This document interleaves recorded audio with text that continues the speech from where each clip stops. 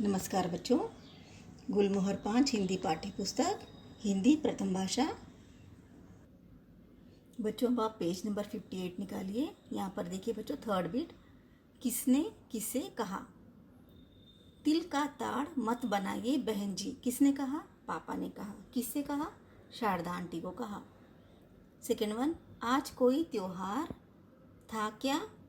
किसने कहा? बालक। किससे कहा? पिंटू से। थर्ड वन, क्या नाम है तुम्हारा? किसने कहा? पिंटू। किससे कहा? बालक से।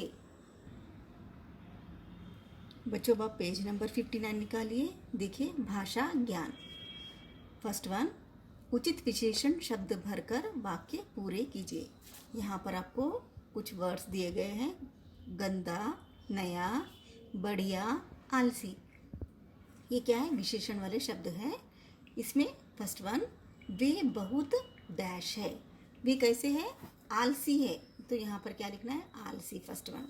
सेकेंड वन, वह डैश लड़का नहीं है पापा। कैसा लड़का नहीं है? गंदा। तो सेकेंड में गंदा, वह गंदा लड़का नहीं है पापा। थर्ड वन, तुम्हारा डैश मित्र घसीटाराम ही है ना। तो यहाँ पर क्या? नया, तुम्हारा नया मित्र, नया मित्र घसीटाराम ही है ना। फोर्थ वन, यह आम का पौधा बढ़िया है, बढ़िया है। अब सेकेंड बिट देखिए बच्चों।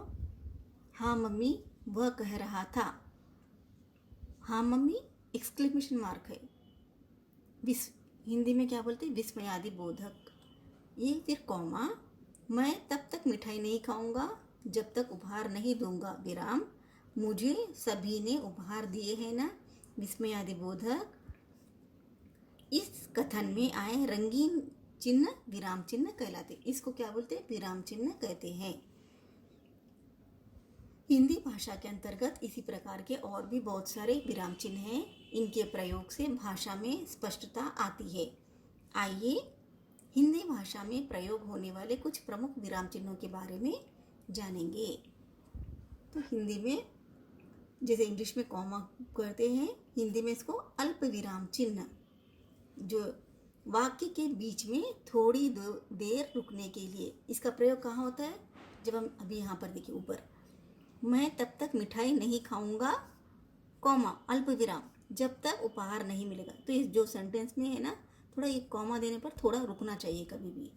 तो इसको क्या बोलते हैं? कॉमा के लिए अल्प विराम।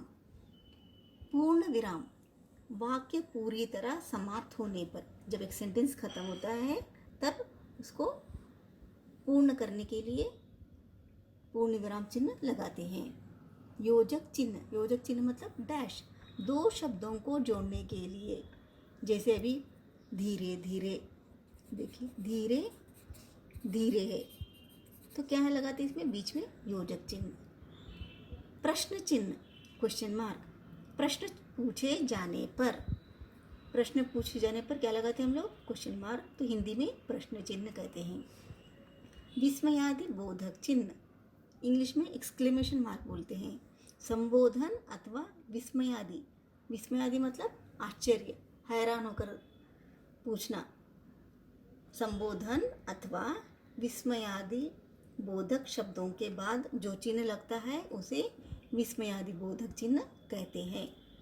उद्धरण चिन्ह, किसी कथन को ज्यों का त्यों लिखने के लिए। जैसे अभी इन्वर्टेड कॉमर्स, इंग्लिश में क्या बोलते हैं? Inverted commas. इसको उद्धरण चिन्ह कहते हैं। इसको क्लास वर्क में लिखिए बच्चों। एक बिट को आप लोग क्लास वर्क में कंप्लीट करिए। अभी देखिए यहाँ पर, अब आप नीचे दिए गए वाक्यों में उचित विराम चिन्ह लगाइए। फर्स्ट वन, ऑफ, ऑफ है ना, ये क्या है? विस्मयादि बोधक।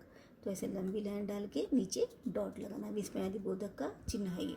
तुम्हें क्या हो गया है? हो गया है, कॉमा बेटे, क्वेश्चन कराना है इसलिए क्या आया ना, इसलिए हम लोग यहाँ पर प्रश्न चिन्ह लगाएंगे। सेकेंड वन, आज कोई त्योहार था क्या?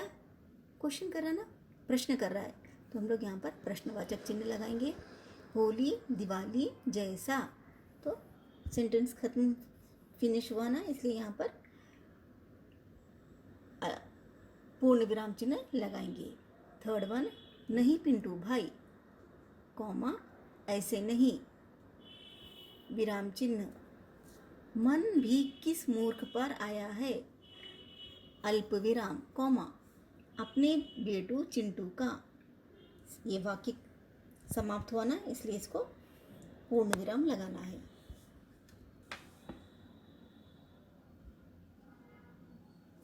थर्ड बीट बच्चों, नेक्स्ट 60 पेज नंबर निकालिए। थर्ड बीट देखिए, शब्द संकेतों की सहायता से शब्द पहेली पूरी कीजिए। यहाँ पर आपको शब्द दिए गए हैं, यहाँ पर आपको पहेली के रूप में दिया गया है। अनुपस्थित का विलोम, अनुपस्थित का विलोम कहाँ है, क्या है, उपस्थित, यहाँ पर स और थ दिया, उपस्थित। भेंट का पर्याय, भेंट का पर्याय, सेकंड वन क्या है, कहाँ पर है, भेंट, उपहार, उपहार, उपहार।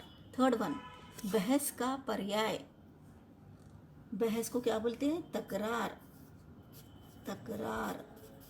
फिफ्थ वन, परतंत्र का विलोम, परतंत्र का विलोम क्या है, स्वतंत्र। व्यंजन का विलोम, स्वर। शत्रु का विलोम, मित्र। बच्चों अब आप पेज नंबर 57, 59 और 60 को कंप्लीट करिए। धन्यवाद।